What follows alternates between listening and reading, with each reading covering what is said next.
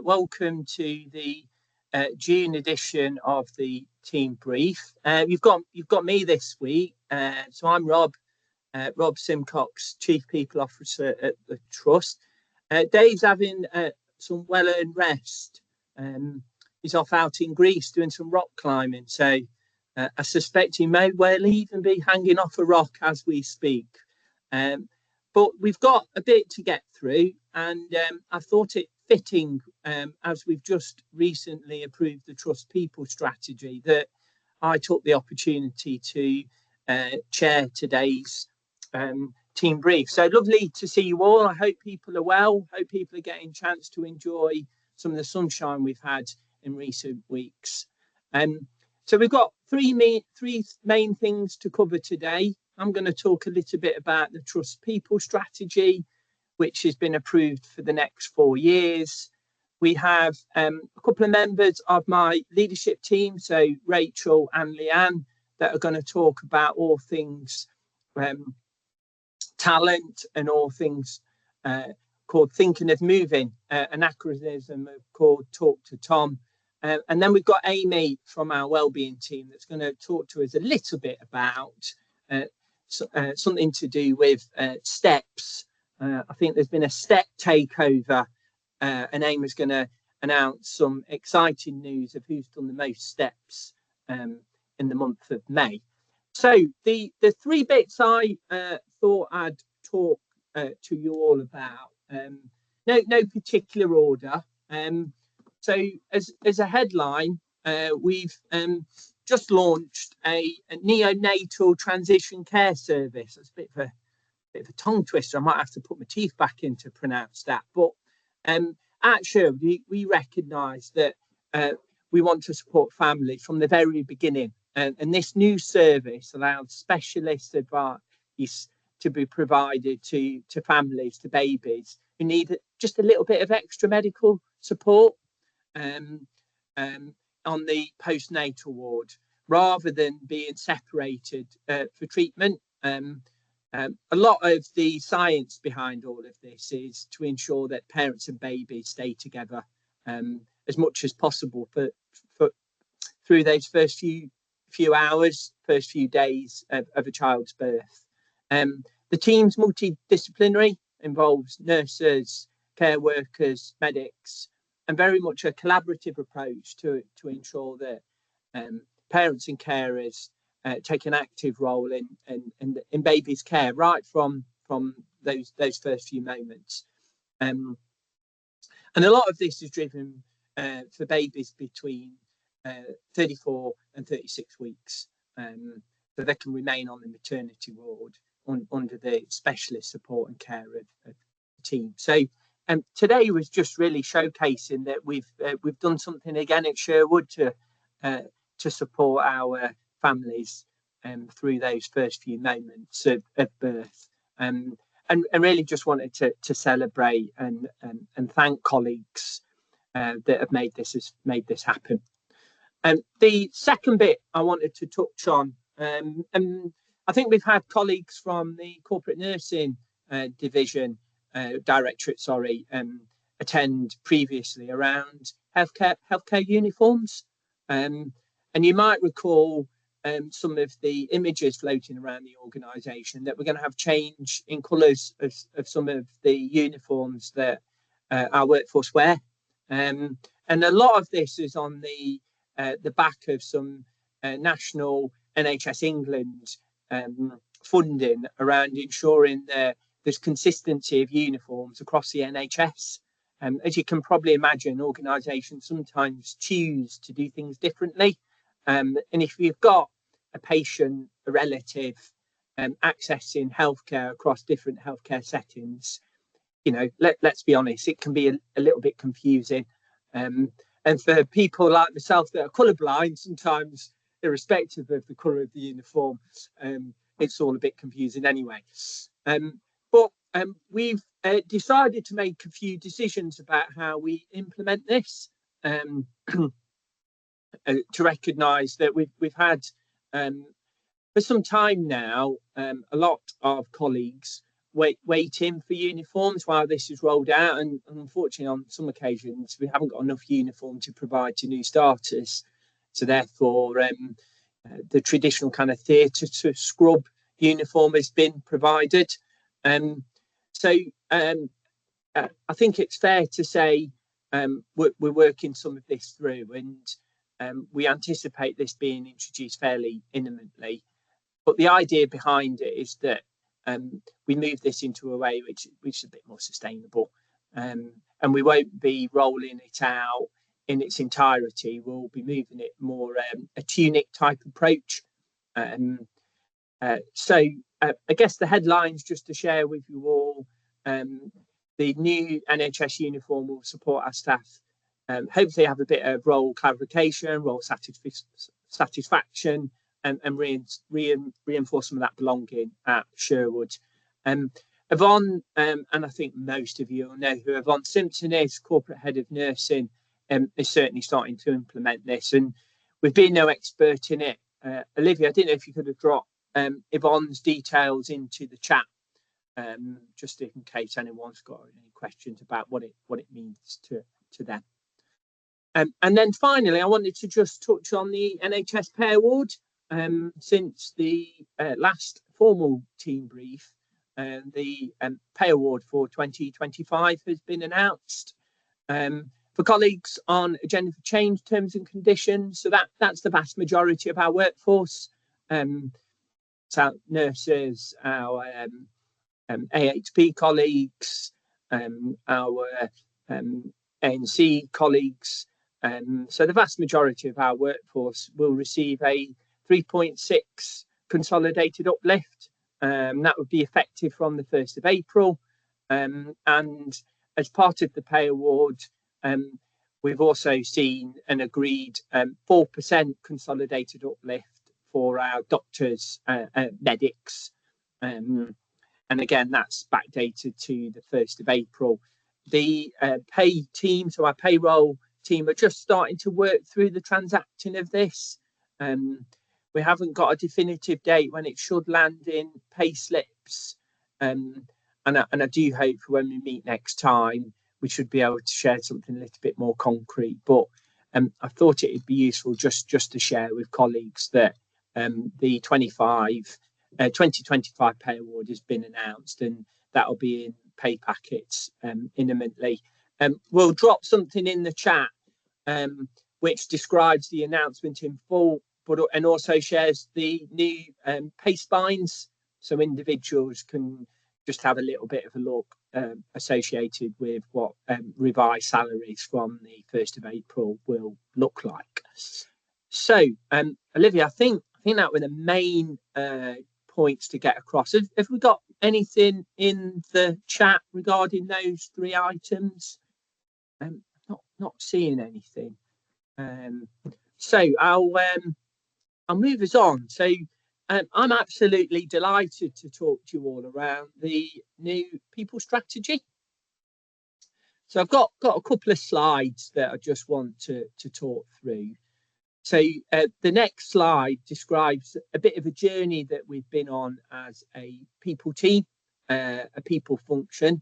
And certainly Leanne, that's on the call today, is helped steer us along this path in the last year or so to where we've got to today. But we're not starting from scratch. The people strategy was officially launched, and it was the first time we'd had a strategy of this scale back in 2022. And like most things, we've had an annual review. And over the past 12 months, we've done a full review to co-create a people strategy designed by our people for our people. And there has been some changes on the strategy, and the next slide talks a little bit about that engagement. So, as I said, we've been at this since last summer. Variety of engagement sessions hold across all of our sites. And as I said, I've got some real confidence that what I'm sharing with you has been co-designed by our people for our people. So moving on to the next slide, we took the decision following feedback to make a few changes. So there was overwhelming support that the strategy needs to continue to have focus on looking after our people, particularly around some of the challenges that I think we've all experienced over the past 12 months around work can sometimes be quite challenging. And therefore, having some dedicated strategic vision around supporting our people, looking after our people seemed fit. And aligned to that, it was really well received and felt it needed to remain is ensuring that we look to the future and support our colleagues, our people to grow. So the top two remain. And following feedback, we did a bit of tweaking on words. So rather than it being belonging to the NHS, we've revised that and introduced the word Sherwood. Lots of feedback about how people have spent the vast majority of their career at the trust and really felt it was how do we recognise individuals' contributions to that. And looking to certainly the 10-year plan that's going to be announced at some point this summer, we've just updated the language of improving rather than new ways of working. So a few changes there, but in essence, a strategy that's designed for our people. And the next few slides start to talk about some of the priorities. And I'll make sure a copy of the strategy is provided post today. But in a nutshell, we've got 4 main priorities of looking after our people, ensuring our people have got a sense of belonging at Sherwood and feel that some of those contributions impact on the wider NHS. Recognising we want to continue to support our people to grow, and at the same time embracing and improving the way that we do things.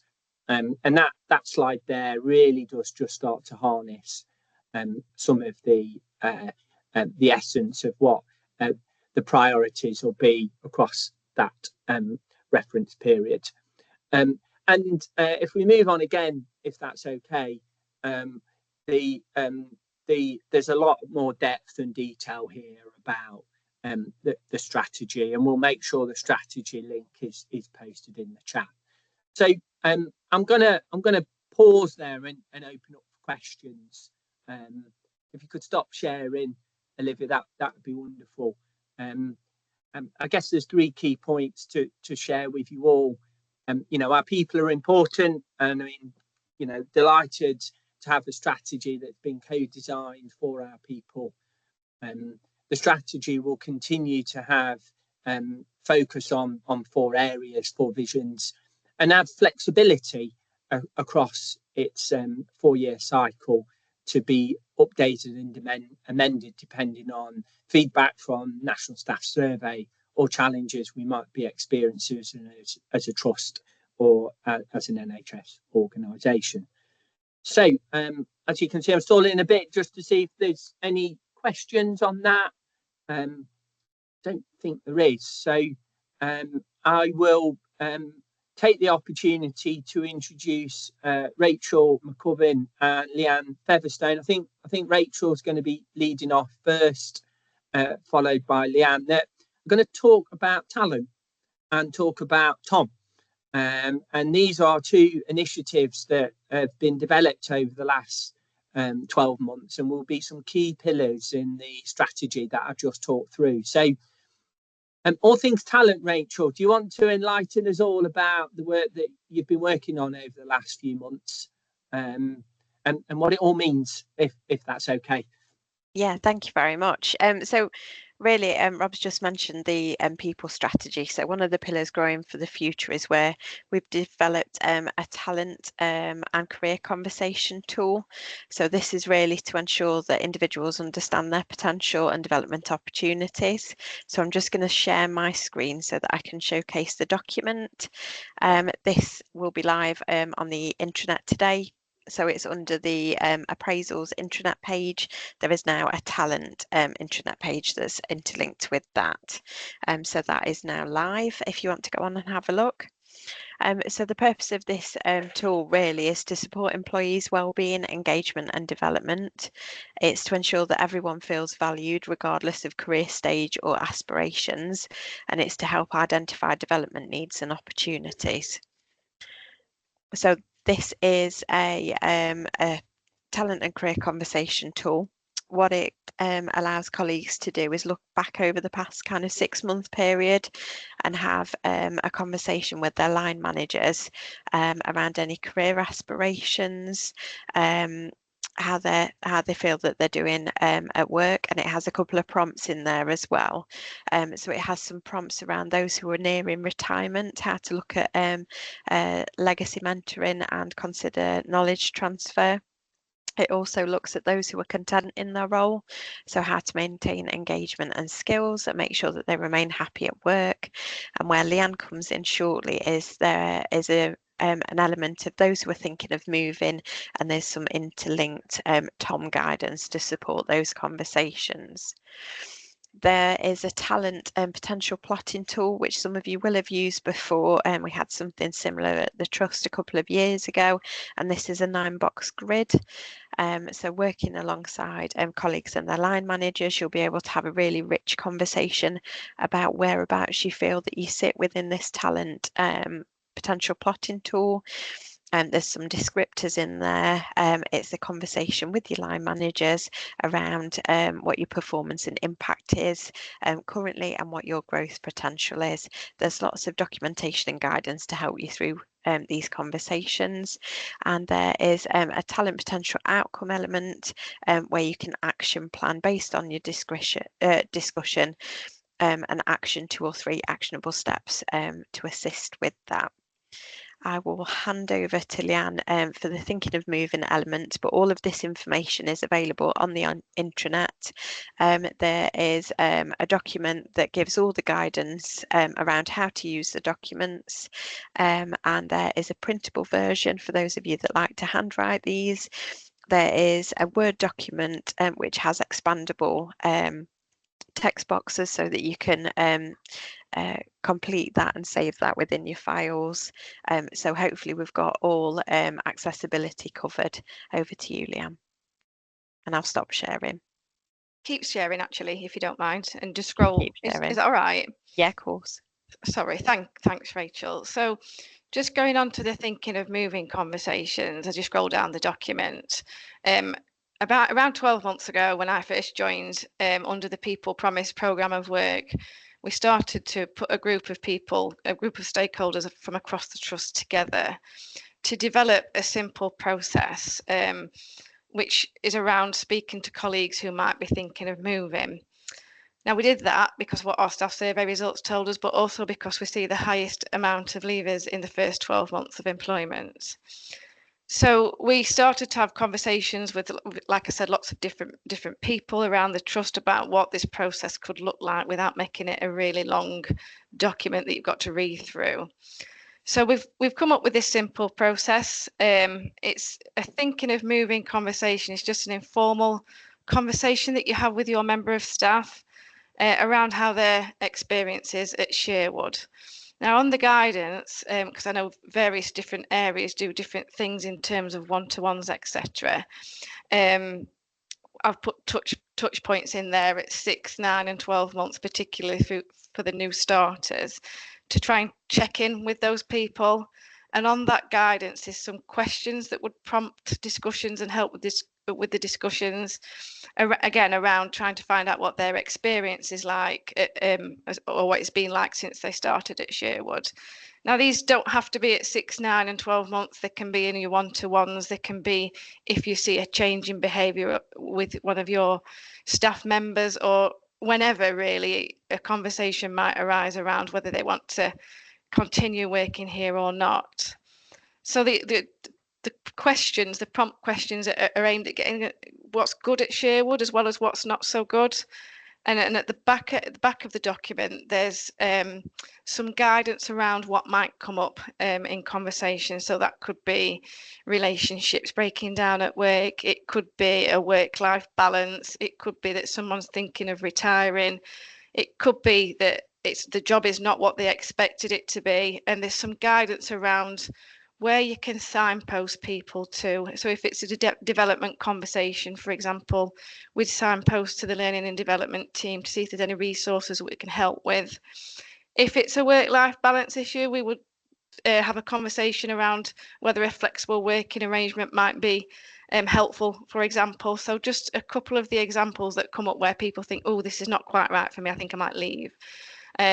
We've piloted this new process in 12 different areas across the trust, over all 3 hospitals, and we've had some good results around people having the development opportunities as a result of these conversations, and just sort of nipping things in the bud that have been bothering people that might have made them have those thoughts about leaving.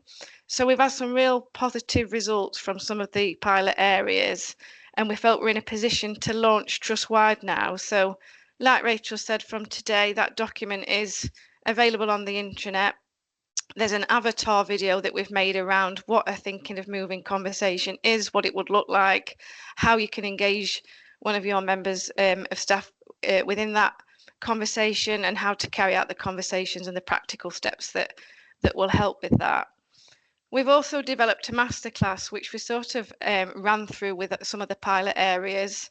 I'm happy to come out to departments and talk through that masterclass if people need some help and support around some of those conversations and how best to have those compassionate conversations if needed. So I didn't want to labour on too much about thinking of moving. I wanted it to be a simple process. I wanted this to be a tool to help with conversations, and I'm happy to take any questions. Thank you both. I've seen the document for some time now, as it's growing momentum through the pilot stage that you touched on. So great to see in its final version. We have got one question that's been submitted that I might come to in a moment. I've got a question myself, and might be one that both of you think about responding to. So what's next? You know, I'm a manager myself. I lead quite a big team and have a number of direct reports. What's expected of me now this information's live? Is it something I'll think about, or is it essential? Is it mandated? Really want to just get a flavour of how I might want to use this tool. Who's going first? I can have a go at answering that if that's okay. So yeah, absolutely. What's next? Well, we've got some exciting things in the pipeline, which I'll go on to shortly, but ultimately the expectation is that managers are having these conversations with their team members roughly about every 6 months. So the appraisal guidance does actually say every 6 months there should be a check-in point where career and talent conversations are held. We know that that's not always able to happen due to pressures, etc. So anytime that managers are meeting with their direct reports, or you're meeting with your line managers, if it's appropriate to use this document, it's a real prompt document to make sure that those conversations are had. There's some guidance in there around how to approach those, and there's now a document where you can hold that information. It does sit within the appraisal element within the intranet, and we've worked very closely with the appraisal working groups to make sure that it's all aligned, and the feedback from the appraisal working group and the talent management group and the thinking of moving group has all been taken into consideration to make sure that the document utilises that information. The exciting bits are some pilots that we're doing at the moment around what happens with that information. So if you are a line manager and you're looking at what talent you have within your department, our e-learning platform that we currently use, we are exploring at the moment to see whether that can hold the information. if it works as we'd like it to, what that means is managers will input that a career conversation has been had. The talent plotting tool outcome will be input into that, and it will actually map the whole department for the managers so that they can see who needs some development, who's ready for next steps and potential opportunities that may arise. So that's some real exciting work that's happening behind the scenes at the moment.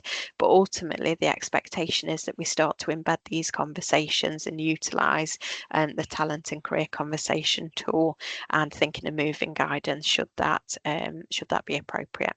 I hope that's answered that. Yeah, that's helpful, Rachel. And I can see there was a question in the chat a little bit about how it links to the current appraisal form. Sounds to me this is just an additional tool. I'll always encourage colleagues on the call that have leadership, line management responsibilities. It's good to talk, and that talk with colleagues should be as frequent as possible, but obviously recognise in a more structured way that can be aligned to the annual appraisal document, and this might be something that's considered to run alongside that. Leanne, is there anything you wanted to touch on around some of that thinking of moving type conversation? Again, how might I use that tool? Because I guess innocently, I wouldn't want to have a thinking of moving conversation with a member of staff and them to perhaps get the wrong end of the stick when actually it's coming from a good place. Yeah. So in response to your earlier question around what's expected if you manage a large team, I think first and foremost, familiarise yourself with the document and the process that we've put together. Obviously, if you think as a line manager, I would hope that you know your people that you line manage. If you think if you don't think you need to use the document, then don't, because that will come across as a bit strange. Like sort of Rob says a bit. I think it's an additional tool to help with anything that might come up in it could come up in any conversation. It could come up in an appraisal conversation. It could come up in a one-to-one. Like I said when I was doing the presentation, if you may see a change in behaviour, you may see a pattern in sickness absence, you may see something that's not quite right. And when you speak on a one-to-one, have it next to you, have it with you, just in case the conversation goes that way. We all know that when we line manage people, you think you're going to talk about something and it goes a complete different way, and it's unexpected. So for me, I think don't use it if it's not necessary, because it won't come across well. If you think it is, it's an additional tool to help you with your one-to-ones, and it's as simple as that, really. Thanks.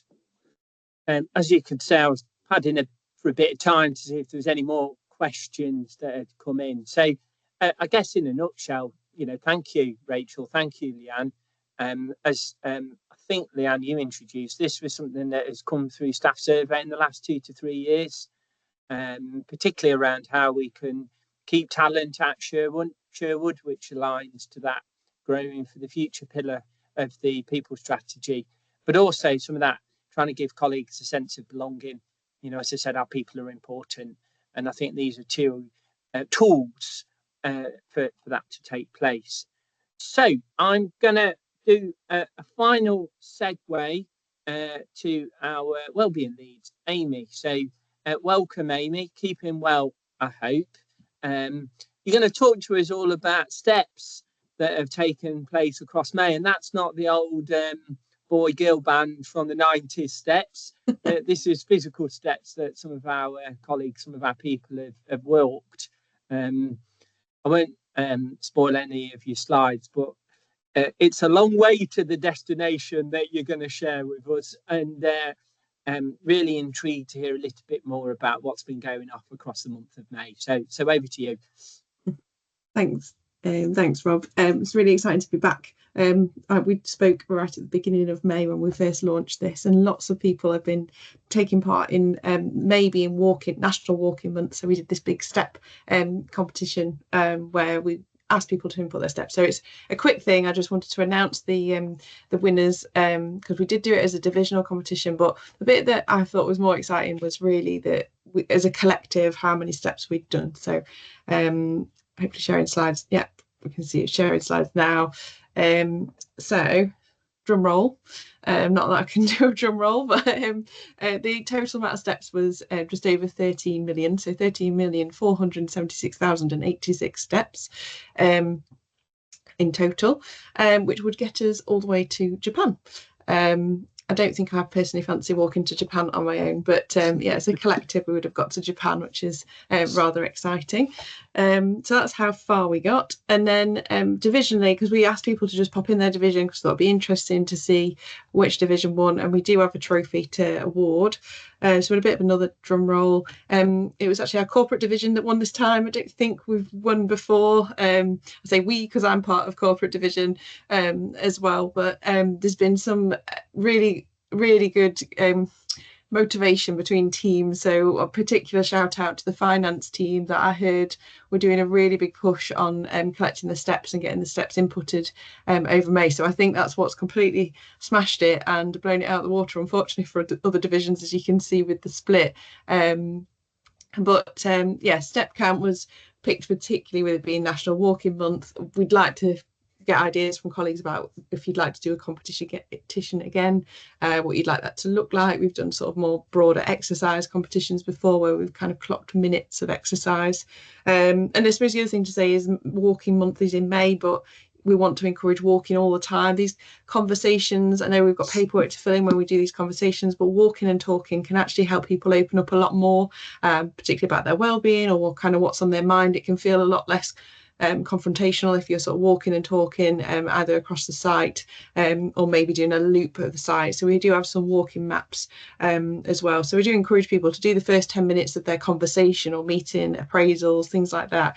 Walking first 10-15 minutes if you can before you sit down into that more formal side of the documenting down what you talked about, of course. But we really want to see more people walking throughout the year. There's only unsuitable clothing for the winter months. This time of year is hopefully a bit easier to get out and about walking. So if you want some motivation, there's a virtual exercise group. The link will probably go into the chat in a moment, or you can scan that QR code and join the virtual exercise group where people meet each other to motivate each other to get active. And then the walking maps that I mentioned are on the other QR codes. Well, they just sit on our website if you want to know roughly how long it should take you to do the different routes around Newark, Mansfield and Kingsmill as well. That was it. It was just a quick bit and hopefully a slightly more fun, light-hearted bit to add to Team Brief. But welcome any suggestions and ideas for what we do next to help motivate our colleagues to stay active and get active as well. So thanks, Rob. Amy. Some really positive messages in some of that. I'd certainly encourage individuals where you can to think about walking meetings or a walking talk, something I try and actively promote amongst the people directorate, especially at this time of year. It's good to get a bit of fresh air. So some really positive messages, and no doubt Amy we'll take the opportunity in the forthcoming weeks to come and congratulate perhaps some of the leading lights across the corporate directorate that have been able to contribute to some of those steps. And I didn't quite realise Japan was that many steps away. 13 million is quite a lot. So thank you. And loads of things have gone in the chat for colleagues on today's call just to look at their leisure. And for those that are on catch up today, no doubt you can equally find time just to review those links at your leisure. So we are coming to the end of today's content. I hope colleagues have found it informative. Olivia, most of these messages will be shared through this week's bulletin from memory. And again, I'd reinforce leaders out there. There's lots of tools now available to you to support some of those conversations that Rachel and Leanne introduced.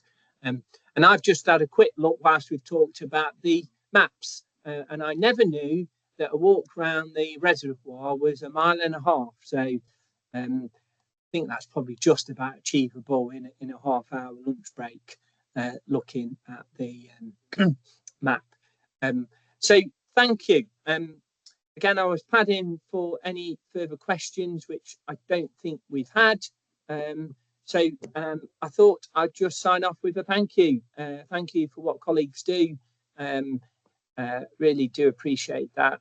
And I hope people have found today's session informative and useful. So thank you. I'll leave it at that.